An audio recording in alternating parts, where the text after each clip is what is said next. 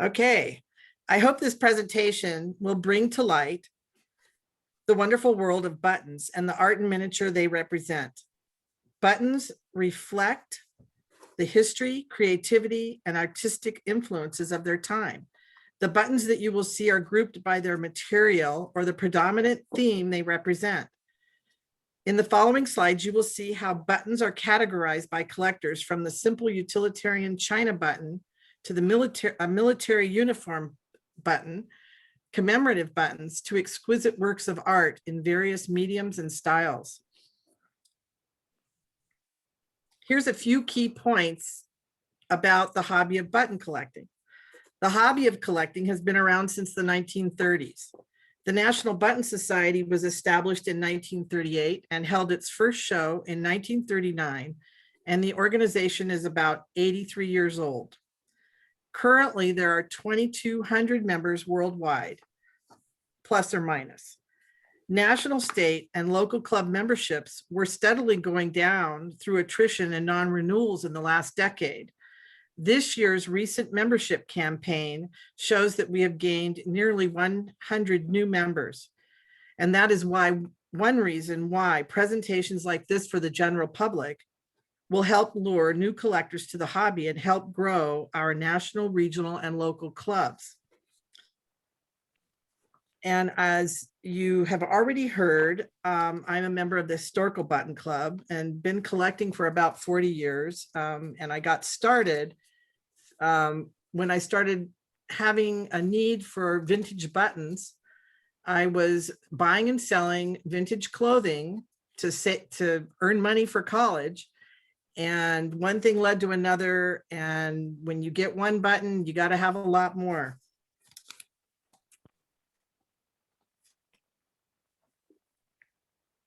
See if I can get this going.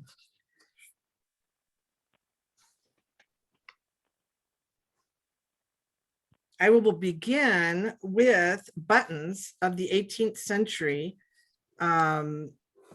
showing some colonial copper and brass buttons. These flat one-piece gilt or brass buttons were commonly used on men's waistcoats or overcoats.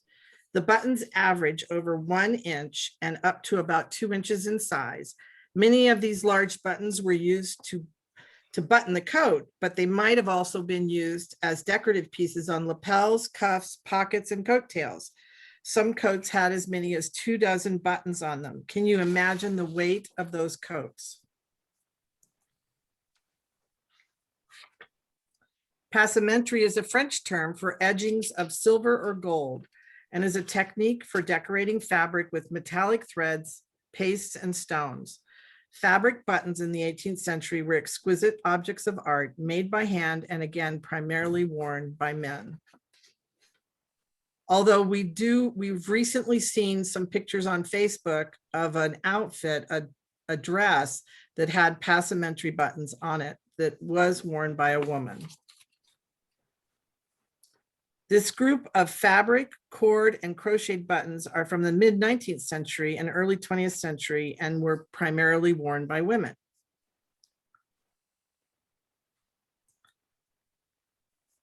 Process and natural horn were common between the 1860s to 1917. The buttons were pressed or molded with designs and patterns and inlaid with pearl chips, metal, bone, or adorned with metal trims. Since World War I, bone has been used in a more natural state to adorn overcoats, jackets, and sports clothing. Horn buttons today are made from water buffalo and can be inlaid with all types of materials and used on many types of clothing or accessories.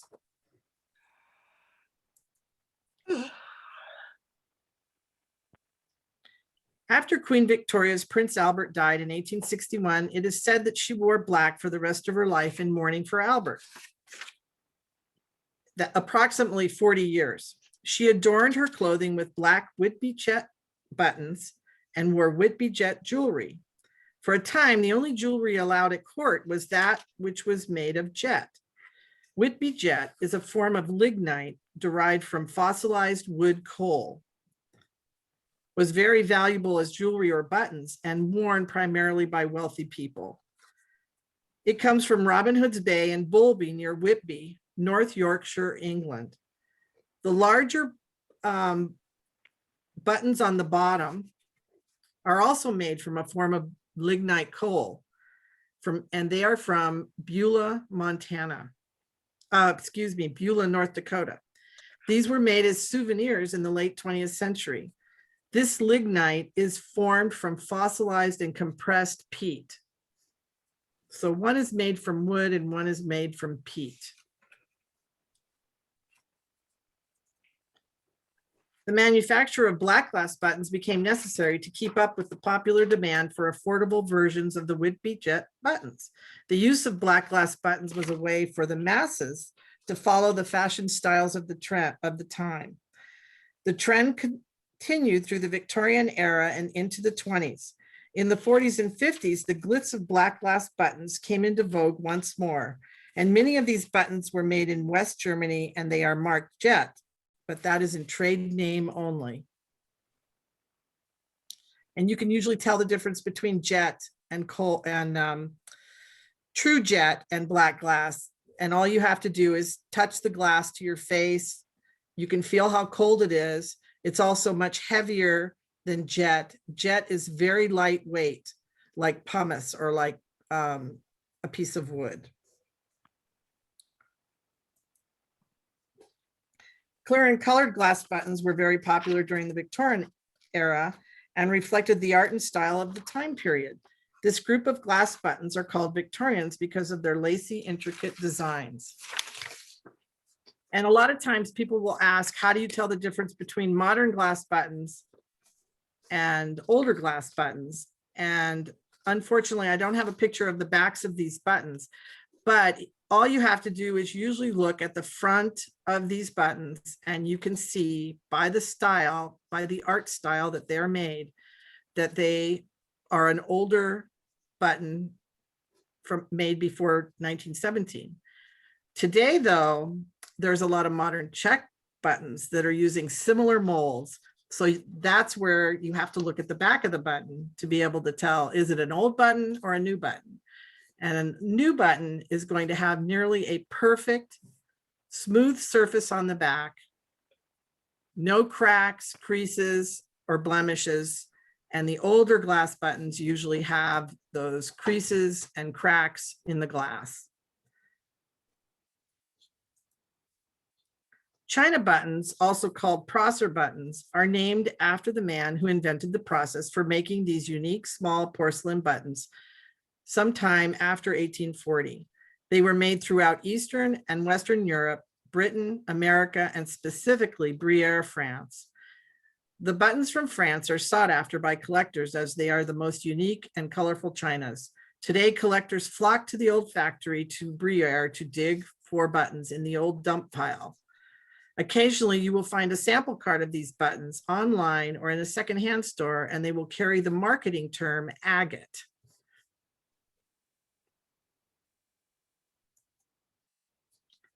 Chinas are one of the most common utilitarian buttons found in your family's button boxes, and they were the buttons worn by everyday people from the mid-1800s to the early 1930s.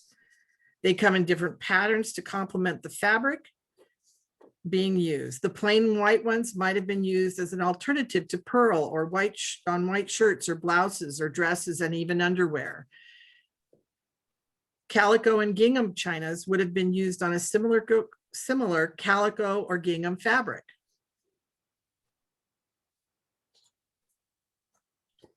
Mother of pearl buttons are one of the most common and also the most sought after types of buttons.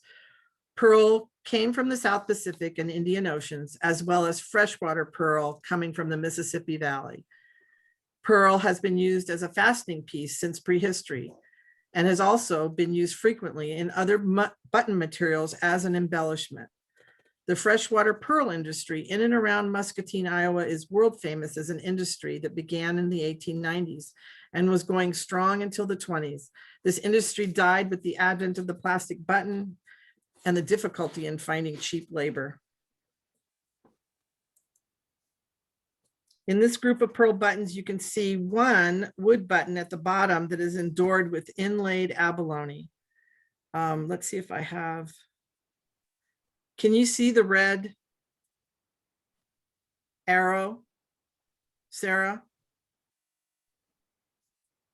Yes, we can. Okay, so this one right here is wood, and it's got inlaid pieces of pearl, alternating pieces of pearl and abalone.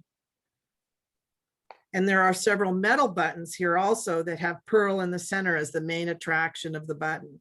And this is a green snail button, I believe, set in metal with paste. And then this is another green snail button set in metal. And let's see if I can do this here. Here is a cameo, a carved cameo set in brass with steel around the edge.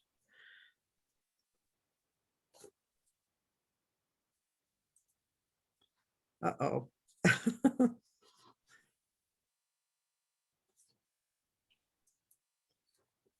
Vegetable ivory, some of my favorite buttons. And some of you might have seen Matthew's program on vegetable ivory. They're made from the tagua nut, which comes from the tagua palm, and that's primarily from Central and South America. Buttons such as these were made in factories around the world in France, England, and America. The largest button is a modern button made for button collectors. These are some of my favorite buttons because they have such a natural quality and feel to them. I believe this one here was imported by Bob Benson. I don't believe he carved this one. And many of these you'll see they have different types of trim, other material embellishment. Here's one with, there's some with fabric and pewter. Some vegetable ivory is set in gold plated brass. They have designs and patterns that are stenciled, they're carved. These are really some of my very, very favorite buttons.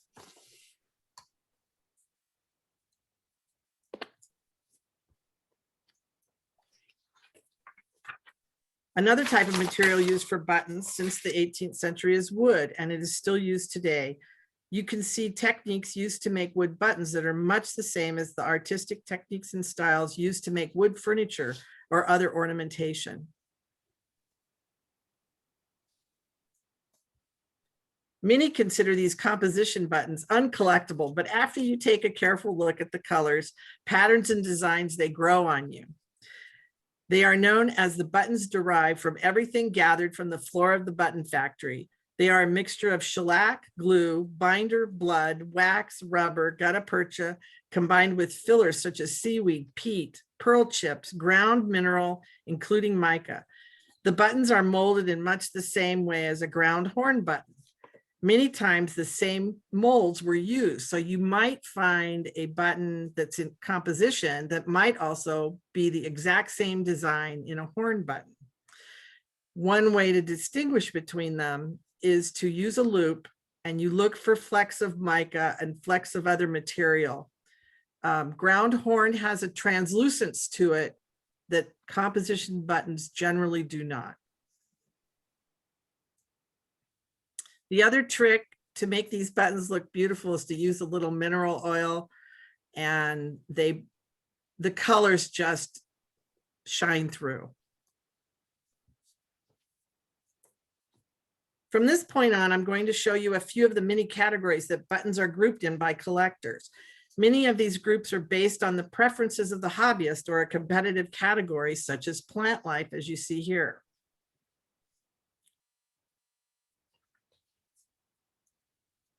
This is some domestic and wild animal life, including insects and a wide variety of materials. Primarily metal, of course, but there's a cinnabar button here and an ivory. Here's another ivory, a pearl button with a horse. This is a celluloid button here. And enamel, this is one of my favorites. The monkey is holding a cat by the tail, kind of an unusual enamel button. It tells a story. mythology.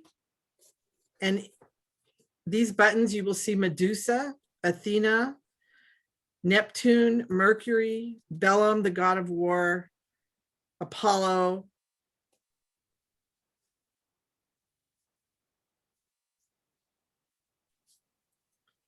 Biblical and religious themes is another category that people like to group their buttons in. There's the tree of life here, Charlemagne and the archangel, Elijah at the well, Saint George and the dragon. I believe this is Satan, the walls of Jericho, and this is the peace angel, and then the lion from Daniel and the lion's den. Fairies, cupids, and angels were very popular during the Victorian era. I think everybody who's ever gotten a box of buttons will find an angel or a cupid in that box. And most of these buttons have a name. And if you use the big book of buttons, or if you find an old copy of Button Parade or Button Heritage, you will be able to name these buttons.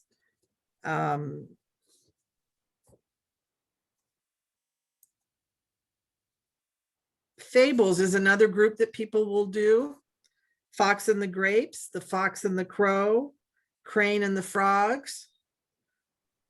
I believe this is Frogs Desiring a King from Aesop and Fontaine, Lion in the Lush Valley.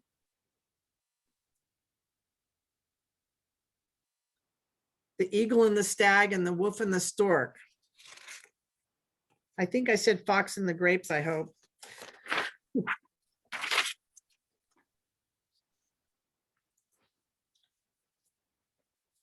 And architecture and buildings.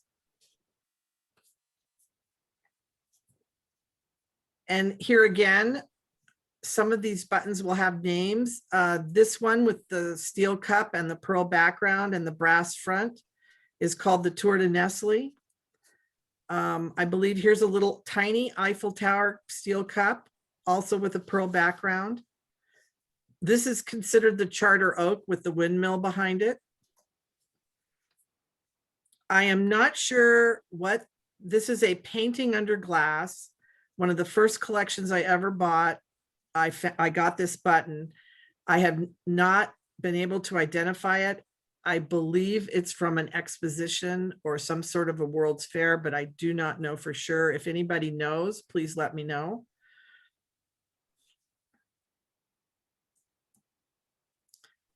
Theater is another category.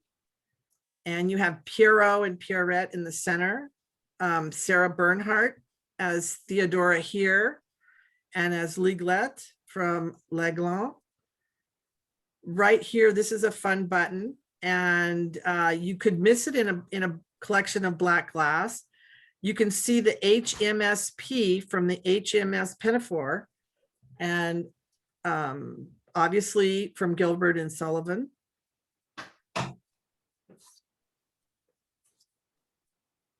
There's Frou Frou, Yum Yum, and Katisha from the Mikado. Let's see, Ariel from the Tempest, Fanny Davenport.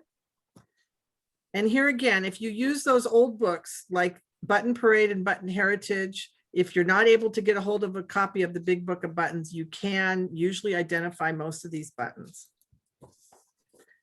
Oriental theme of Genghis Khan and the Noah mask. Right here is a mask. So this one, you would, if you were doing competition, you would not want to do this as a person. It is a mask.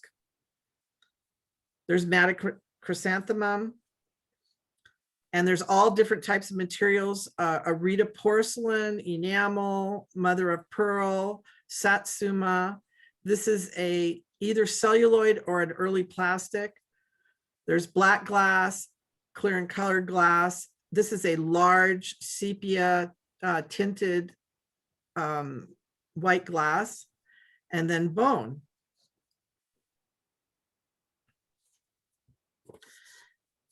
The Middle East with the Sphinx and pyramids, showing Cleopatra, Bubastis, Ammon, and the pharaoh in his chariot.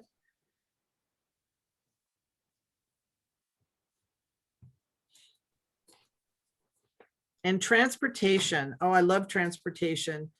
And believe it or not, this button right here is a commemorative of the sinking of the Maine from the Spanish-American War. And I actually found that button in an antique shop in Coeur d'Alene, and I couldn't believe it. It's a pretty special pearl.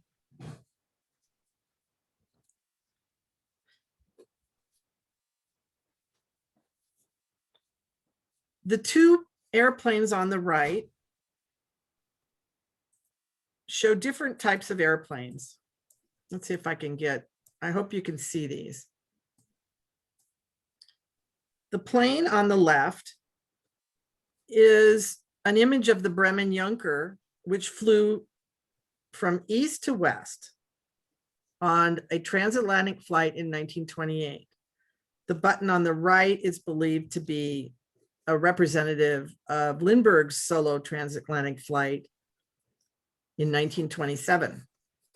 And these buttons are commonly found in collections and in poke boxes, and they were very, very fun buttons. They're not a uniform button. They're more commemorative, much like the Perry coat buttons or Billy Possum, the teddy bear buttons like Roosevelt's buttons. They're a little bit more commemorative.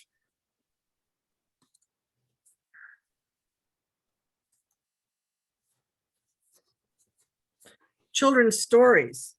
And I'm going to name a few stories here that you'll see. I believe, let's see, we've got, let's see.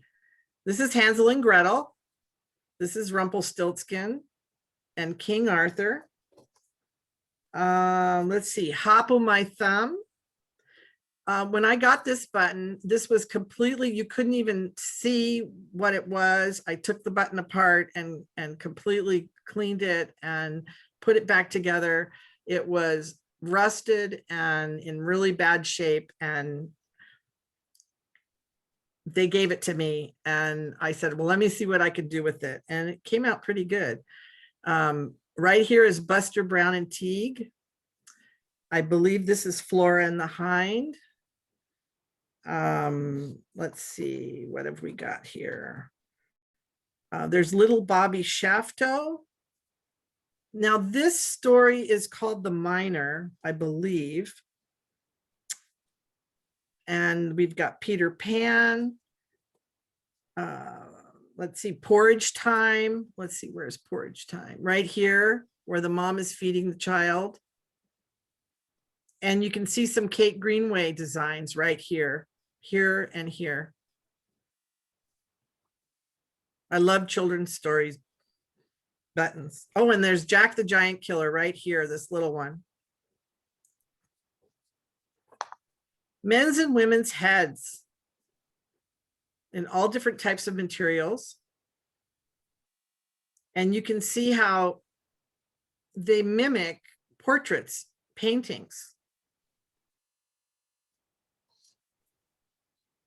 Historical figures, such as Napoleon and Joan of Arc and Queen Elizabeth and Queen Isabella. This is very, very common image. Unfortunately, the celluloid is cracked pretty badly. That happens. I guess I'm lucky that the celluloid is even still there. Sometimes the celluloid completely cracks off and all you see is the paper. Or the celluloid takes the paper off, the image off the paper.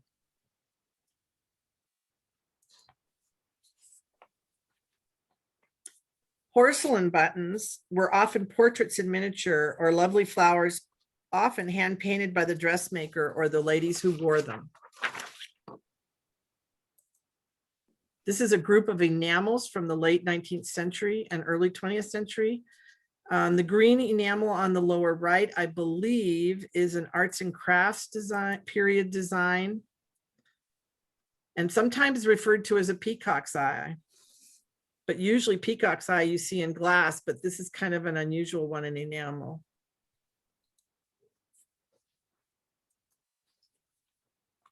Small works of art in the form of French enamels are shown here, date to the mid-19th century. This is a black and white distinctive style characteristic of the romantic fascination with nature. All have steel cut borders. And these buttons, this group of buttons is from Epstein and Safro's book, as is this next selection. A 19th century view of four enamels, seascapes and harbour scenes, typical of the time period of 1875.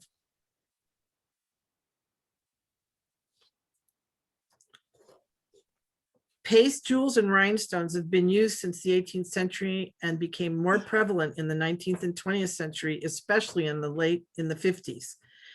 And before that time, you will find what you think is a paste jewel, and it might actually be a rock crystal.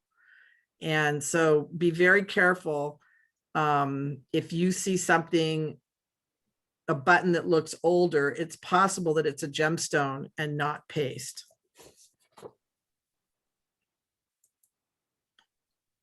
These are glass set in metal with paintings under glass and a lithograph under glass. Another group of design, glass set in metal with Art Deco and Art Nouveau designs.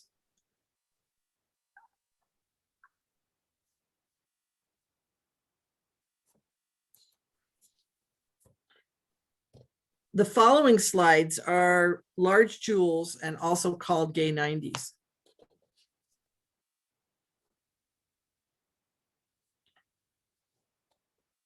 These buttons are generally 1 3/4 of an inch up to 2 inches in size,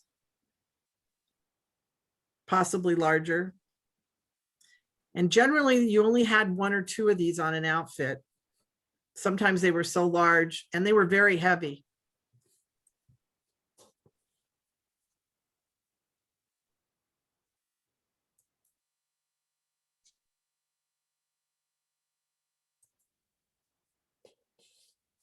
Art Nouveau style is reflected in these ladies' heads and the florals. And here we have a great selection of Art Deco buttons in a wide variety of materials.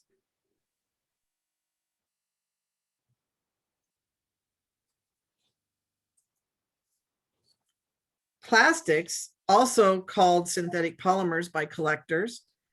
You can see here is a group of realistic shapes in bakelite, acetate, celluloid, and polyester. Here is a modern button. This is a bakelite screw, an acetate dwarf. The ship here is acetate, and I believe the Scotty dog is too, but his hat is celluloid. And this is a celluloid bubble. It's a little chick, just adorable. And it's actually hollow.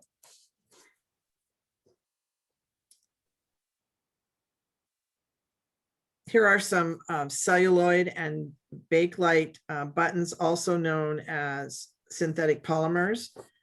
The Scottish dancer is on a piece of apple called apple juice bakelite, and it has a fabric, like a wool fabric background. The lion, unfortunately, has met its demise since I took this photo. It's celluloid and it is no longer in one piece, unfortunately. It just absolutely disintegrated on me. And I do have a picture of it though, for posterity. I would love to find another one.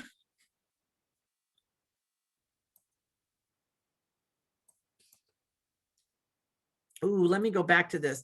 This dragon, this is a celluloid wafer, and this is a common button. You will find this in collections with this dragon, and many times this dragon just turns green.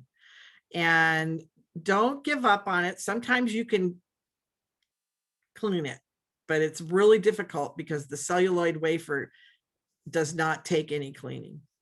It does not respond well. This is another group of celluloids, circa 1880s to 1940s.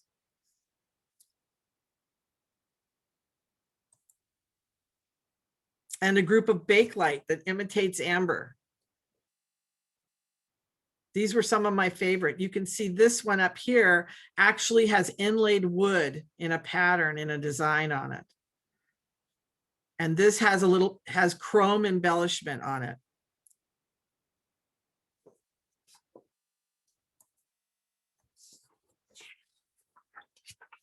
This button is casein, also called Galilith, and it's a milk-based synthetic polymer. It's a large coat button, 3 inches wide.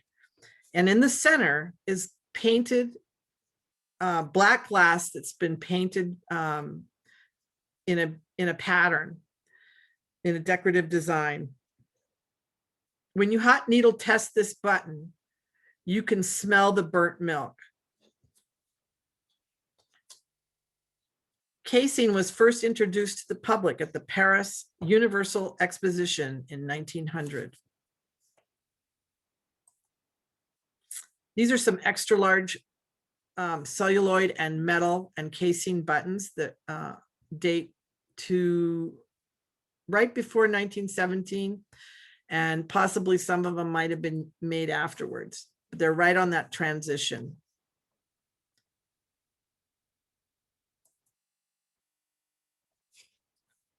Commemoratives is another category that is collected, and this is a group, a French set of late 18th century reverse paintings under glass depicting figures and events of the French Revolution, courtesy of Epstein and Safro's book.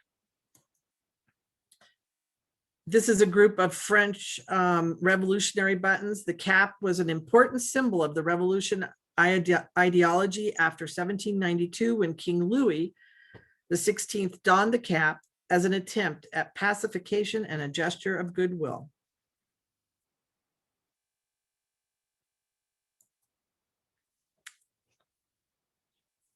This is a group of George Washington inaugurals, copper and brass, dating from 1789 to the late 18th century, gilt copper buttons engraved with patriotic slogans and emblems from the decade after the French Revolution.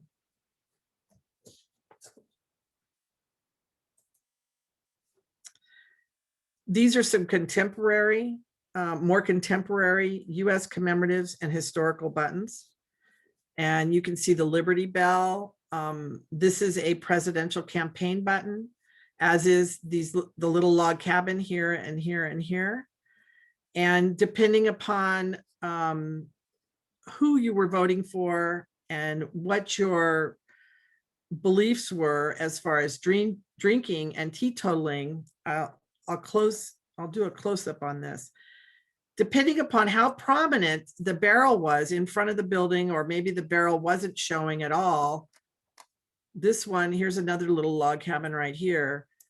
If you were a drinker and you supported this presidential candidate, the barrel would be shown pretty prominently. If you did not see a barrel, you were a teetotaler, but you still supported this candidate for president. Here's a commemorative of the moon landing, and here is Will You Be My Teddy Bear, a commemorative usually attributed to Teddy Roosevelt. And then, of course, the Perry expedition. Here is a Perry coat button. Here is another one. It says North Pole, and it's got the polar bear with the flag. And then let's see, this is a reproduction of a Confederate States button. The pewters are also, this one and this one are also reproductions. So you will find in some collections reproductions in pewter of some of the early colonial buttons from the Revolutionary time. They were sold in the museum shops back east in Washington, DC. Like you could get them at George Washington's home. You could buy them in the gift shop there.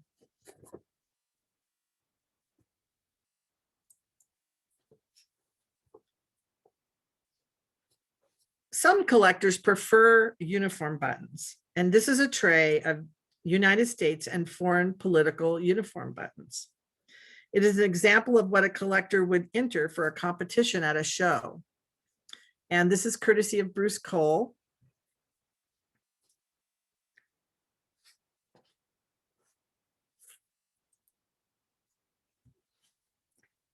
When I present this presentation to the public in Northern Idaho, I like to include something that they can relate to. So I chose these Spokane Railroad buttons. And I didn't have any for New Jersey. Otherwise, I would have put some New Jersey buttons in here. But this is an example of what you can do if you make a presentation to the public. You can choose something that will hook somebody from your area. So these are the Spokane Street Railway, the International Railway, and the Spokane, Portland, and Seattle Railways.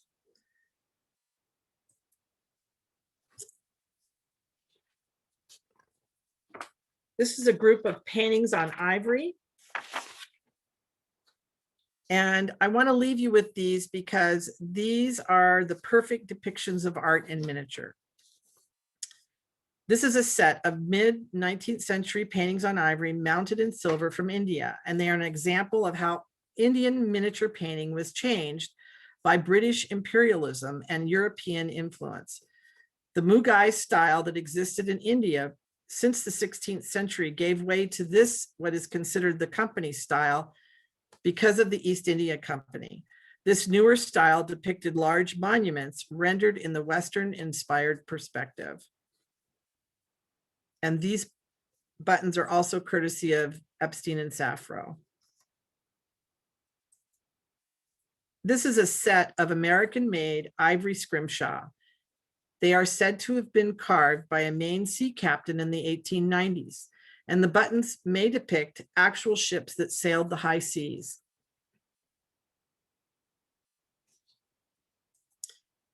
I would like to end with this pearly queen, someone who clearly loves buttons. The practice of wearing clothes decorated with mother of pearl buttons is first associated with Henry Croft, who lived between 1861 and 1930.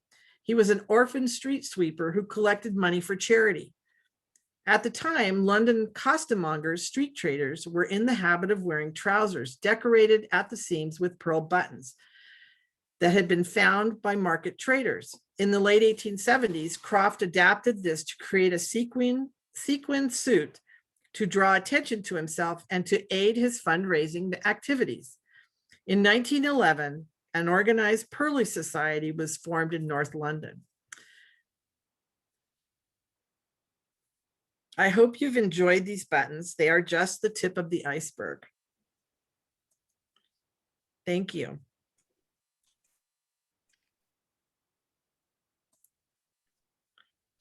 And thank you, Simone. We are so, so grateful for this wonderful presentation.